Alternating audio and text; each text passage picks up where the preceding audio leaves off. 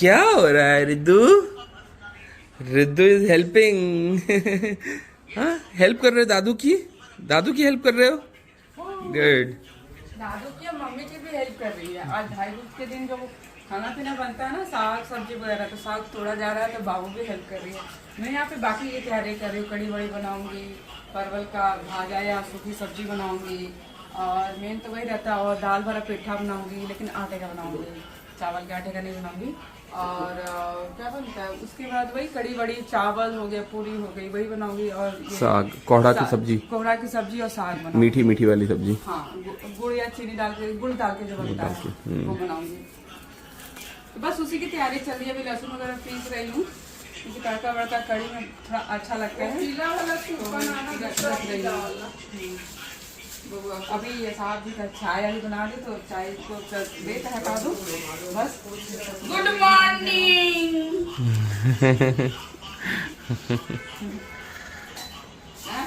ठीक है। Hello YouTube family, कैसे हैं आप लोग? शगुन चीज के चैनल पे एक बार फिर से आपका स्वागत है। तो ये भाई दूज के दिन का व्लॉग है। तो मैं किचन में आ गई थी। हमारे यहाँ कलमदाबाद पूजा होता है, तो 12 बजे तक का टाइम था कि उस वक्त तो पूजा हो जानी चाहिए। तो मैं फटाफट आ गई थी। एक्चुअली मैंने रात को ड्यूटी करी थी, फिर भी मुझे ये सब जिम्मेदारियां निभानी थी, तो मैं सुबह सुबह जल्दी से उठ गई थी। मतलब करीब 9 बजे उठी थी।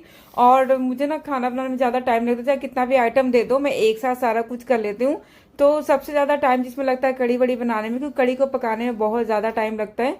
तो मैं यहाँ पे पहले कड़ी बना रही, तो कड़ी मैं थोड़ा सा उल्टे तरीके से बनाती हूँ। पहले मैं कड़ी में छौंक लगा लेती हूँ, मतलब वो जो बेसन और दही वही का जो मिक्सचर होता है, पहले मैं कढ़ाई में चढ़ा लेती हूँ। कम से कम इसे 1 घंटा पकाना होता है। तो यहाँ पे मैं कढ़ाई में तेल डालकर, सरसों तेल डालकर, उसके मेथी और धनिया का तड़का लगाया था, लाल मिर्च का, और उसमें लहसुन वगैरह डाल के ना पहले पानी डाल रही हूँ। उसके बाद मैं बेसन और लस्सी का घोल मिलाऊंगी। तो मैं डायरेक्ट बेसन नहीं डालती, क्योंकि उससे होता है गुठलियां पड़ जाती है। तो मैं क्या करती हूँ कि पहले इसे पानी डाल लेती हूँ, ग्रेवी बना लेती हूँ, और फिर ये बेसन का घोल डाल दिया था। ये एक्चुअली मैंने दाल भी, थोड़ा सा दाल भी पीस कर डाला था, क्योंकि चना दाल जो भिगोते हैं ना, उसके लिए मतलब चना दाल जो भिगोगे उसका जो पेस्ट का जो कड़ी बनता है बहुत टेस्टी बनता है। लेकिन इसकी बड़ी मैंने बेसन से बनाई थी।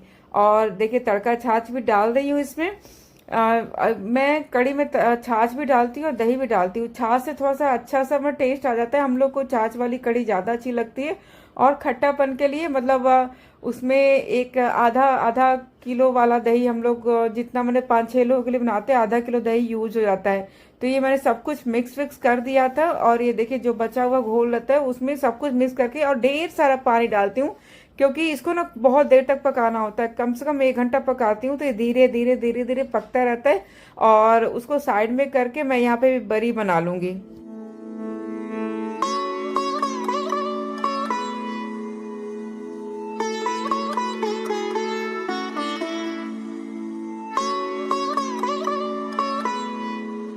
मैंने ना आज भाई दूज के दिन 4-5 आइटम बनाया था। तो ये अब कड़ी को साइड में कर दिया था। और टाइम इतना था नहीं कि मैं मतलब एक एक चीज करके मैं बनाऊं। तो ये पेठे की सब्जी होती है ना, जो हम लोग कोहड़ा बोलते हैं बिहार में, वो बना रही हूँ। तो उसमें कुछ करना नहीं होता है। डैडी जी ना सब्जी वगैरह काट रहे थे, मतलब सब कुछ उन्हें मतलब हेल्प कर ही दिया था, काट दिया था, साग भी बीन दिया था, उसको धो वो के दे दिया था। बस मेरा काम था ये बनाना। तो मैं यहाँ पे अब कोहड़ा डाल रही है, कोहड़ा काट के रखा था, और उसमें सरसों तेल में लहसुन का फोरन और मिर्ची का फोरन डाल के जस्ट इसको डाल दिया था। और इसे मसाले में कुछ नहीं डालती हूँ, मतलब हल्दी डाल दिया था, और मिर्च पाउडर और नमक और थोड़ी सी चीनी डालती हूँ। लोग इसमें गुड़ भी मिलाते हैं, गुड़ का टेस्ट ज्यादा अच्छा आता है। पर मुझे उस टाइम पे ना मिल नहीं रहा था, इतना जल्दीबाजी था ना मेरे साथ, इतना जल्दीबाजी था कि मुझे कुछ समझ ही नहीं आ रहा था। टाइम से सब कुछ करना था। वैसे हम लोग चीनी भी डाल के बनाते हैं। और हाँ, ये बना था बहुत लाजवाब, बहुत ज्यादा यमी बना था। तो एक आइटम कड़ी चढ़ा दी थी, दूसरी आइटम कोहड़ा चढ़ा दिया था। अब तीसरा आइटम देखिए, यहाँ पे कड़ी के लिए जो बड़ी बनाने अलग से बनाया मैंने, मतलब ये बेसन ले लिया था। बेसन में हल्का सा मैं सरसों तेल डालती हूँ, आप रिफाइंड ऑयल भी डाल सकते हो। और साथ में ना थोड़ा सा मीठा सोडा डालती हूँ, कि ताकि ना बड़ी ना कड़ा ना बने, थोड़ा सा हल्का हल्का बन जाता है। बहुत माइन्यूट सा, मतलब थोड़ा सा डालती हूँ, ज्यादा नहीं डालती हूँ। और इसमें वही मसाले, सब्जी मसाला, गरम मसाला, लाल मिर्च पाउडर, लहसुन का पेस्ट वगैरह सब डाल के मैंने घोल बना लिया था। मैं इसमें तेल इसलिए मिलाती हूँ ना कि इसको मिलाने के बाद अच्छे से फेंटोगे ना, जब इसको तलोगे ना तो हमारे बरी में ना मतलब वो वाला जो क्या बोलते हैं अच्छा सा फूल जाता है, उसमें थोड़ा थोड़ा छोटा छोटा सा ना छेद बन जाता है, जिससे पता चलता है कि आपकी बरी ना बहुत अच्छा सा खिलने वाला है, उसमें थोड़ी सी भी गुठली नहीं आती है। तो बस वो घोल बना लिया था बरी के लिए, और कढ़ाई में मैंने तेल ले लिया यहाँ पे, और सारा चीज मैंने ना सरसों तेल में बनाया था कि कढ़ी का टेस्ट ना सरसों तेल में ही सबसे अच्छा आता है। मतलब किसी भी तेल से बना सकते हो, मतलब रिफाइंड वाले उससे भी बना सकते हो, लेकिन मैं प्रेफर करती हूँ सरसों तेल। तो यहाँ पे पानी साइड में ले लिया था, और बस इसको छोटी छोटी बरियां बनाती हूँ। छोटी छोटी बरी इसलिए बनाती हूँ क्योंकि इतना हल्का होता है ना, बड़ी साइज की बरी बनाओगे तो फिर से चलाओगे ना तो वो आधा आधा टूट जाएगा, इसलिए मैं छोटी छोटी बरियां बनाती हूँ। अब देखो ये बरी ना फूल की कितनी बड़ी हो जाती है, और मेरा ना इसमें अच्छा से एक्सपीरियंस है। मेरी बरी ना कभी मतलब वो हार्ड नहीं होता, ना ही गुठलियां बनती है, तो मैं निश्चिंत रहती हूँ कि कढ़ी मेरे हाथ की तो अच्छी बनेगी और लोगों को बहुत पसंद आती है। तो ये बस ये बरी बनाती हूँ, क्योंकि और वैसे भी तलने के लिए ना मैं अलग से, क्योंकि इसमें तलने के लिए बहुत ही कम तेल यूज होता है, क्योंकि आप पूरा भर दोगे ना तो ये क्या होता है कि ये बरी ना ऊपर से चला जाता है और टेढ़ा बेढ़ा बन जाएगा। अगर आपको बरी फूली फूली और छेद वाली बनानी है ना, जिसमें हवा भरा सा लगे, स्पॉन्जी बनानी है ना, तो आप तेल कम यूज किया करो। ऐसा रखो कि आधा बरी तेल में डूबे और आधा उसका सरफेस ऊपर है। इससे क्या होता है ना कि नीचे से पकता है, ऊपर से वो जो बुलबुले बनते हैं ना, तो इससे बरी ना हल्की सी बन जाती है। और यहाँ पे देखिए मैंने परवल आलू की सूखी सब्जी बनाई थी। इसकी मेकिंग मैंने नहीं दिखाई है कि सॉरी इतना टाइम नहीं था, मतलब 4-5 आइटम तो मैंने बना ही लिए थे। और सबसे बड़ी चीज क्या आती है ना, ये पिट्ठा जो होता है, फर्रे, जिसे अलग अलग जगह पे अलग नामों से जानते हैं, दाल वाले फर्रे, पिठा। और मैंने आटे का पिठा बनाया था, मैंने चावल के आटे का नहीं, गेहूं के आटे का बनाया था, क्योंकि चावल के आटे के बनाने पड़ती भैया मुझसे ना संभलती नहीं है, उसके लिए ना स्पेशल टाइम चाहिए था। और पिठा बनाने के लिए देखिए यहाँ मेरी बुआ जी भी, मतलब ससुराल की तरफ की बुआ जी हैं भी, उन्होंने हेल्प कर दिया, क्योंकि ना मेरे पास मतलब मैं बहुत ही मतलब कंफ्यूज हो गई थी, और टाइम भी हो गया। देखिए ये परवल मसाला इतना टेस्टी बना था, और ये जल्दी जल्दी क्या कि मैंने आटा वगैरह सब कुछ साथ दिया था, और जो चना का दाल पीसा हुआ उसमें मैंने हरी मिर्च, लहसुन और ये हल्के थोड़े थोड़े मसाले डाल दिए थे, अदरक घिस के डाल दिया था, और बस उसे कच्चा ही पीसा था, इतना कि पानी ना रहे।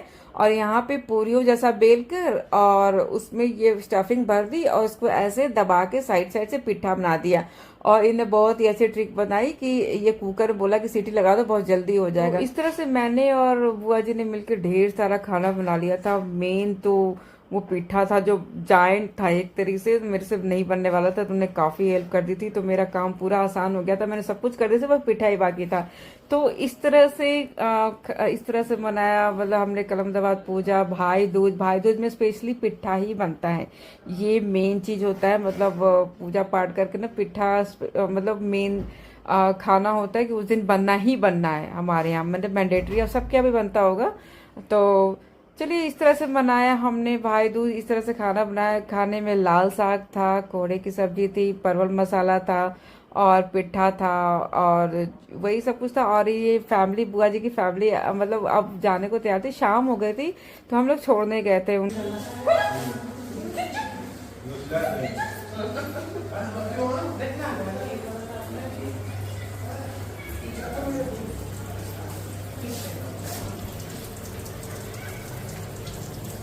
अच्छा कितना लग रहा है कि आप लोग कुछ अच्छा कितना लग रहा है? नो बेटा, पाम पाम कर दे, पाम पाम। जय गणपति बप्पा, गणपति बप्पा। तो फैमिली इस तरह से अच्छे अच्छे खाने के साथ फैमिली के साथ मनाया हमने भाई दूज, कलमदाबाद पूजा। तो मिलते हैं नेक्स्ट ब्लॉग में, तब तक के लिए बाय बाय।